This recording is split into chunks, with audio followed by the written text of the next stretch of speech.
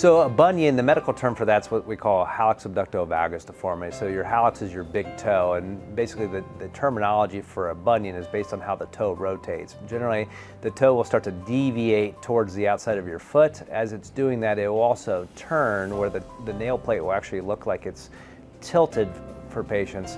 Most bunions, for the most part, during the early phases aren't painful, but they can become painful as we get older and the bunion deformity itself progresses. Bunion deformities generally start as a soft tissue balance issue, which is why the toe is shifting, but over time the bone will actually start to deform to the bunion deformity itself, and that's where we intervene from both a conservative and surgical approach.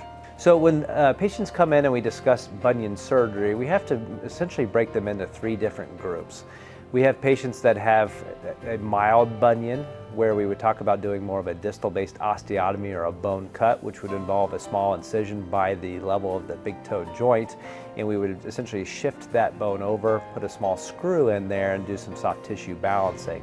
For patients with more severe bunions, especially when we see these in more of the pediatric population, there tends to be a component of midfoot instability or ligament laxity that occurs farther back in the foot, and we can delineate that based on both clinical exam as well as x-rays.